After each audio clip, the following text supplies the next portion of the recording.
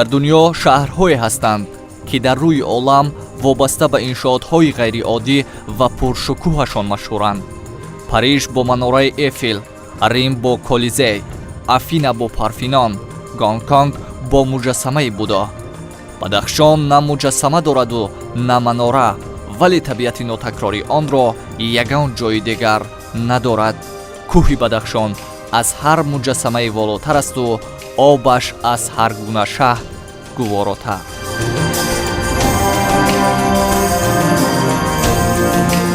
Бадахшон маҳаки ҳаёт аст. оби зулоли он сина ба синаи замин ва сангу сангрезаҳо молида розу ниёзҳо, сӯзу созҳо ва савту садоҳои қалби қарнҳоро бо забони безабонӣ ҳикоят мекунад ва бо оҳанги печутоби амвоҷи хеш ҳамоҳанг менамояд.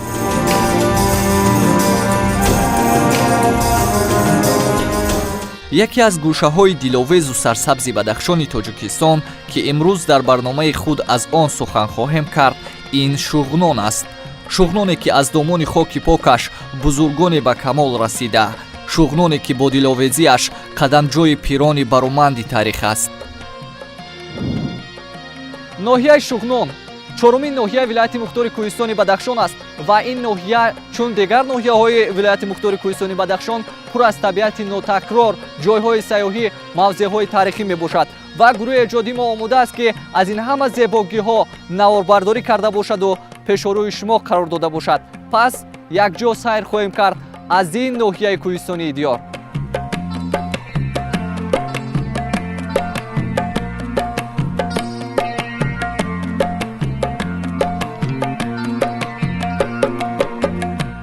ман қабл аз сафар ба ин ноҳияи сарсабзи кӯҳистонӣ таронаеро дар васфи Шугнон шунида будам ки муаллифаш бо чунин шева васфаш намуда буд: эй диёри гулбадомонам, эй диёри кӯҳсорам, эй диёри обшорам, эй диёри чашмасорам, ман аз ин ҳама дороият фахр мекунам. ҳар гоҳе ки нигоҳ ба кӯҳсорат мекунам, якҷаҳон эҳсосот маро фаро мегирад.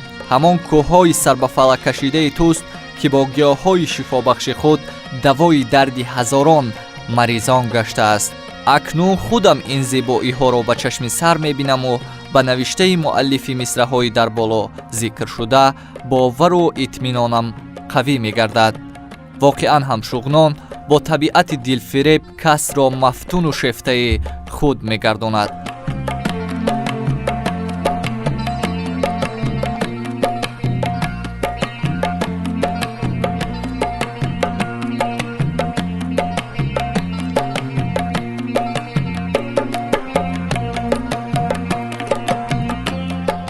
ҳоло маълумоти мухтасаре оид ба мавқеи ҷуғрофии ноҳияи Шугнон. ин ноҳия 27 октябри соли 1932 таъсис ёфтааст. ноҳияи Шугнон дар миёни қаторкӯҳҳои Рӯшон ва Шугнон воқеъ аст. дар шимол бо ноҳияи Рӯшон, дар шарқ бо ноҳияи Мурғоб, дар ҷануб бо ноҳияи Ишкошими Тоҷикистон ва дар ғарб бо руди Панҷ ва ноҳияи Шиғнони вилояти Бадахшони Афғонистон ҳаммарз мебошад. аз шарқи ноҳияи Шугнон ба ғарби он руди Ғунд гузар мекунад ки ба руди Панҷ мерезад. ноҳияи Шугнон ҳудуди 5000 километри квадратӣ масоҳат дорад. маркази ноҳия шаҳраки Ваҳдат мебошад. бояд бигӯям ки ин шаҳрак таърихи аҷиби худро дорад ки ҳоло ба шумо нақл хоҳем кард.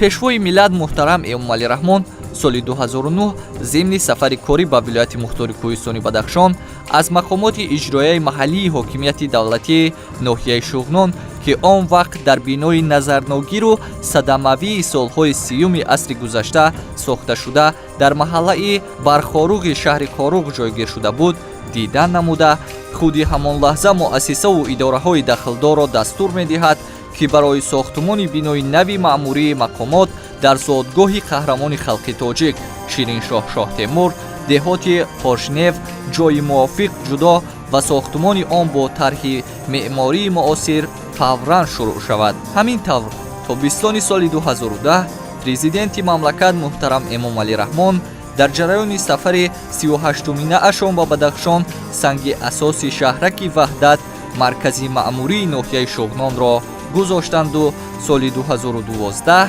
ин ноҳияи баландкӯҳи диёр соҳиби маркази зебову замонавии худ гардид.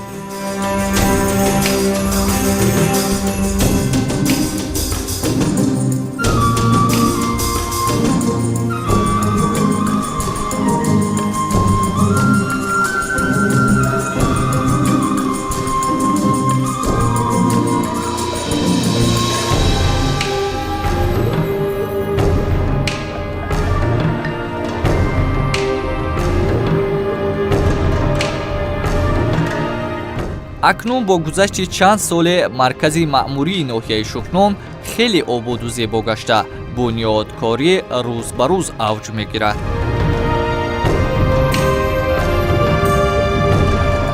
ана ин устоҳои гулдаст бошад барои боз ҳам диданиву зебо гаштани намои шаҳраки ваҳдат ба бунёди қасри пурҳашамати фарҳанг ва дигар иншоотҳои маишӣ машғуланд.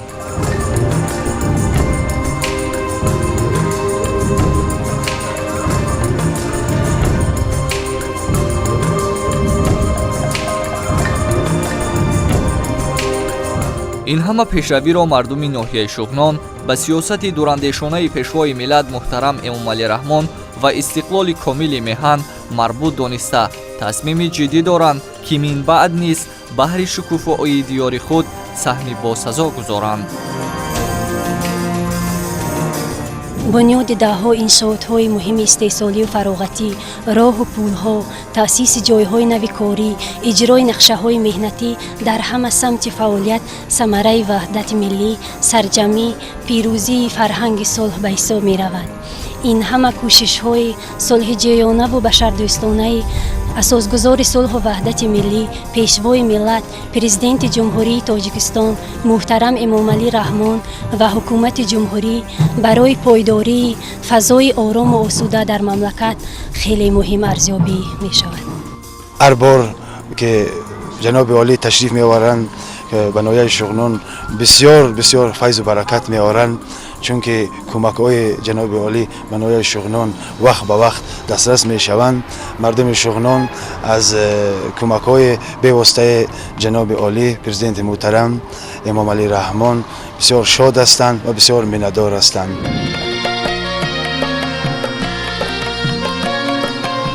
дӯстони азиз, ман дар шаҳраки ваҳдат маркази ноҳияи Шугнон қарор дорам ва ҳамагон медонем ки ин ноҳияи баландкӯҳи вилояти Мухтори Кӯҳистони Бадахшон бо як чашмае ки бисёр таъми хуш дорад, бо як чашмае ки бисёр як оби зулолу ошомиданӣ дорад, хеле машҳур аст ва айни ҳол ман қарор дорам дар назди ҳамин чашма ки ном дорад чашмаи Носири Хусрав. ва дӯстони азиз, ман бисёр орзу мекардам ки боре муяссар шаваду ман аз ин чашма қатраи нӯшиҷон карда бошам ва акнун ин фурсат фароҳам омад, мо дар якҷояге аз он нӯш хоҳем кард.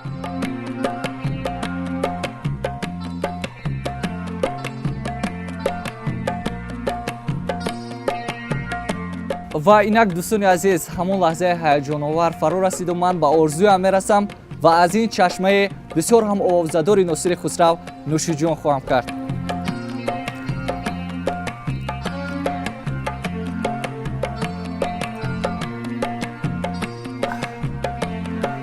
воқеан ҳам бисёр як оби рӯҳбахш аст ва тавре мушоҳида мекунед бисёр зулолу зебо низ мебошад. ва дӯстони азиз, инҷо як усулхонае низ ҳаст ки бо номи Носири Хусрав номгузорӣ шудааст ва дар он абётҳои эҷод намудаи худи Носири Хусрав ва як қатор ёдгориҳое ки бевосита алоқаманди зиндагии ин шахсияти бузург аст ҷамъоварӣ шудааст ки мо баъдан аз он авробардорӣ кардаву пешниҳоди шумо хоҳем кард. ҳатман биёед ба ин мавзеъу аз ин чашмаи хело ҳам шаффофу рӯҳбахш нӯшиҷон кунед.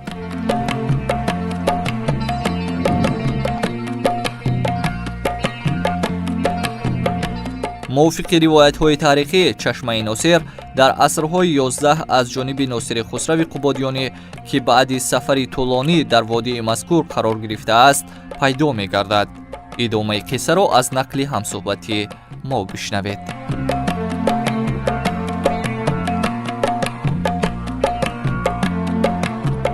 дар бораи ин ривоятҳои аз давраҳои насли гузашта то мо расидааст. ривояте аст ки بزرگواری از زمین گذشته است، با یاران خود، با شخصان امروان خود گذشته است و در اینجا موضع یک کمی استراحت کرده است و دید است که از دریای پنج همین پایانه 3 کیلومتر دورتر است. یک کمپیر بیچاره با کوزه آب برداشته و به اینجا آمده است و بعد همین بزرگوار از وی آب طلب کرده است، طلبیده است. و کمپیر بیچاره گفت من اگر این آب را برای شما بر یاران شما میدهم، من مجبور میشم که باز با من دریا میرم دوباره آب بیارم. بعد گفت همچون شما مسافر راه هستید، من مجبورم که برای شما برام آب دیم. بعد با آب خنک دیم. بعد با اون بیچاره مسافر دو دست ناصر خسروی بزرگوار آب چشید است. بعد گفت است بین گرد اطراف تماشا کرده است. بعد گفت است مگر در همین جا چشمه نیست، وجود ندارد. و کمپیر بیچاره گفت است اگر چشمه می بود من باز زحمت آزمون با 3 کیلومتر دیگر پایان میفرام میبرم. التجا کرده است که وای بعد برآمد است به این جا و این مکان برآمد است و با عصای خود 3 بار همینجا خلاند است و از درون همین زمین همچون فواره آب برآمده است، آب زلالی که در اینجا برآمد. بعد همینجا خوش خدایی کرده استند، مردم با اینجا بسیار غیرت آمده استند، با اینجا خوش خدایی داده استند و بعدا این از روی روات همین درختانی که در اینجا وجود دارند، این درختان آنها این شخص بزرگوار شنونده است. یگان کس در اینجا این چیز رو هم چیز مقدس می شمارند، یگان کس جرأت نمی کند که همین درختان یگان شاخ وی رو ببرد. انا خودتان شاهد اول هستید که وی خاک شده است ولی که از روی احترام دست نمیرسد. ولی من بسیار توجه کردم کتیبه های بسیار یکم خطی فارسی نیاگون ما است، ولی به هر حال جا کور شده است و خواندنی باب نیست. چی نوشته شده است اصلا در این کتیبه ها که وقتی که همین بزرگوار که وقتی که از اینجا گذر کرد و برفته است در بیانگان رفته است، بعد همین شخصان بزرگ همین در ستایش وی همین چیزهای در همین شعرهای درباره وی نوشتند. لیکن از روزگار زندگی، تاریخ روزگار زندگی این کتیبه ها از طریق باران و برف کمک چی شدن. شما خودتون میدید از الفبای نگاه یک نقطه‌ای که دیگر چیز نشد معنای خود بعدا همین چیز شده است که چی این درباره شخص بزرگواری که وی اینجا آمده است خیلی معجزه کرده است و این چیزا نوشته است. اما در اون جا هم نوشته شده که همین شعرها درباره در وصف همین بزرگوار نوشته شده است. همین سیانی که به این جا میان از من تمام جا میبینن، از آفریقا، از هندوستان، از امریکا، از لندن، از گلند، از فنلاند و من همونجا قید میکنن، همینجا زیارت میکنن. بعد تاریخ چه خیلی شمول کردید همین تاریخ این رو بسیار جالب میکرد، بسیار شخصان معتبر همینجا میبینن به اینجا زیارت میکنن. توجهشون به لذت آب چگونه است؟ بسیار چیز این لذت آب این آب همین خیلی است. در تابستان گرمی و بسیار خنک است، بسیار شفابخش هم است میگن شفابخش. در زمستان سرد و بسیار گرم می شود.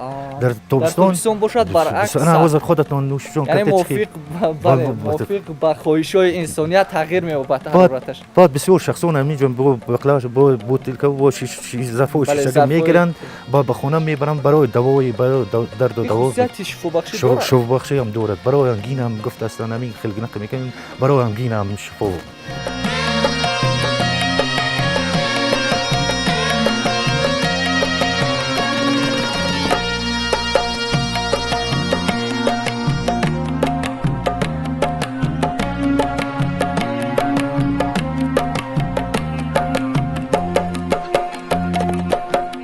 меҳмонон ҳангоми зиёрату нӯшидани оби ҷонбахши чашмаи носир ҳамзамон метавонанд аз осорхонаи назди чашма дидан намоянд.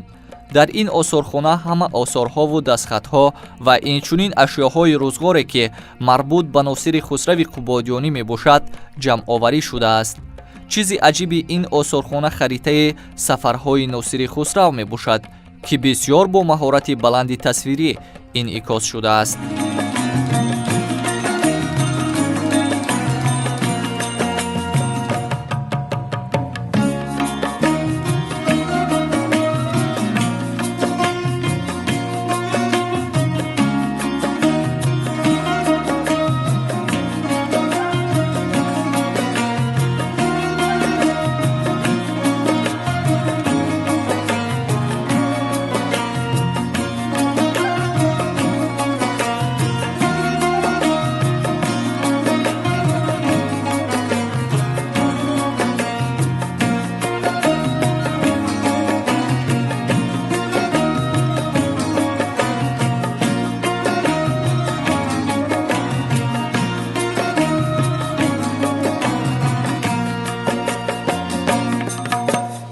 имрӯз чашмаи носири хусрав яке аз ҷойҳои бисёр пурарзиш барои сокинони Шугнон маҳсуб мешавад.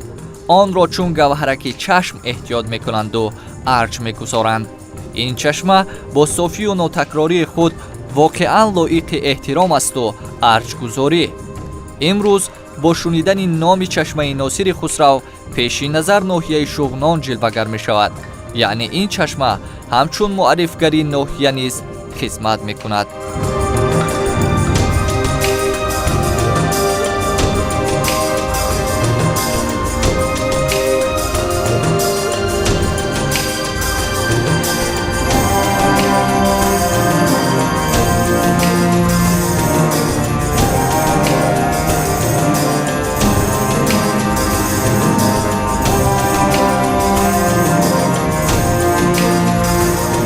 کوه‌های سربفلکی آن، طبیعت ناتکراری آن و اینقدر زیبایی‌هایی که او را احاطه کرده است از هر مناره و مجسمه والا است و بالا.